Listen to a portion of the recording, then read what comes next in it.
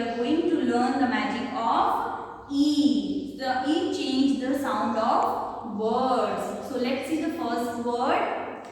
First word is hop. H-O-P, hop. Now we add the letter E in this word. So it become hope. It become hope. So the sound of word is changed from hop to hope. Now next, the second word is pin. The second word is pin. P-I-N, pin. Let's add the word E, letter E. So it become pine. So the word changed from pin to pine. P-I-N-E, pine.